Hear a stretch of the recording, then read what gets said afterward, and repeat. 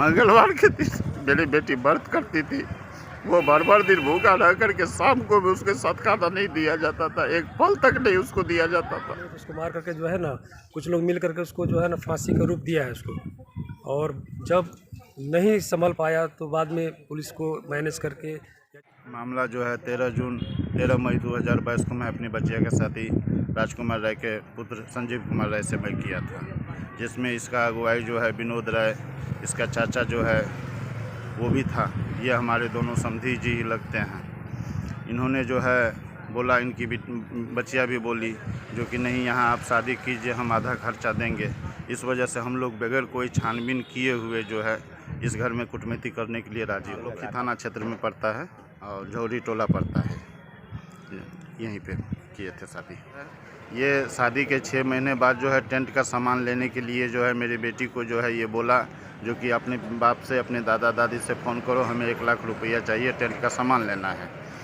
उसके बाद जो है हमें पर्सनल हमारी बेटी ही द्वारा हमें फ़ोन कराया गया, ये भी था साथ में, हम वहाँ पे फ़ोन कराया गया जो कि जब तक आप मोटरसाइकिल नहीं देंगे तब तक हम ससुराल नहीं जाएंगे। जबकि मैं मोटरसाइकिल पहले ही इनको दे चुका हूँ। ये दोबारा मोटरसाइकिल मांग रहे थे तो मैं भी उस समय शादी के कर्ज में था, कुछ टेंशन था, तो मैं ये बात इनसे बोल दिया था, तुम लोग आओ चाहे ना आओ, हम जो है मोटरसाइकिल दोबारा नहीं दे सकते हैं। तो शायद पूर्ण रूप से वजह यही हो सकता है। इसके बाद जो है हर 2-3 महीने के बाद, हर 10 दिन के बाद ये खबर आता था जो कि आज पापा हमको मारपीट किया है, आज हमको खाना नहीं दिया है। मंगलवार के दिन मेरी बेटी व्रत करती थी, वो बार दिन भूखा रह करके शाम को भी उसके साथ खाना नहीं दिया जाता था, एक फल तक नहीं उसको दिया जाता था। 27/3/2024 को सुबह जो है करीब 4 साढ़े 4 बजे जो घटना सही समय बताया जा रहा है यहाँ के ग्रामीण द्वारा। उसके बाद हमें जानकारी मिला है 1:30 बजे दिन में, वो भी हमारे ससुराल के पक्ष से। बाद में आधे घंटे के बाद जो है यहाँ से लोकल थाना प्रभारी जो है यहाँ से हमें फ़ोन किए जो कि आपका बेटी जो है यहाँ पे आत्महत्या कर ली है, आप लोग आए। थाने में आवेदन दिया हुआ है, अभी हमें कोई आश्वासन नहीं मिला है। पोस्टमार्टम रिपोर्ट आने के बाद ही आश्वासन का जो है हमें कुछ गुंजाइश दिख रहा है। तो सीधा इसमें लग रहा है कि दहेज प्रताड़ित लग रहा है। बार जो घटना जो सुनने में आ रहा था कि बार जो है प्रताड़ित किया जा रहा है पैसे को लेकर के।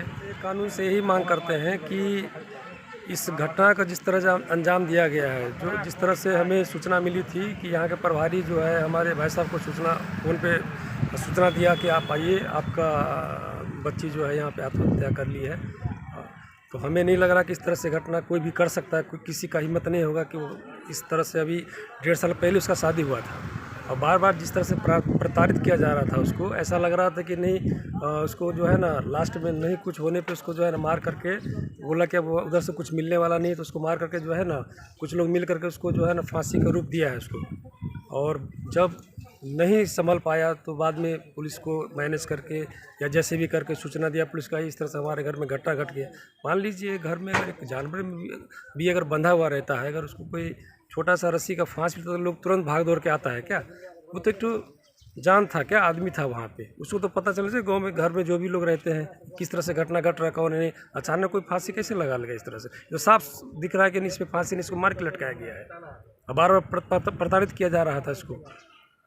मान लीजिए नहीं उसको समझ में आ रहा था, नहीं पसंद था, भाई बेटी हमारी थी, हमें वापस कर देता, बोलते ठीक है हम नहीं, आप हमसे हो पाएगा भाई, आप जाइए, आप लोग सक्षम हैं, हमें जो है हमारा पूरा करने में आप लोग सक्षम नहीं हो पा रहे, हम जो है ना हम नहीं रख सकते।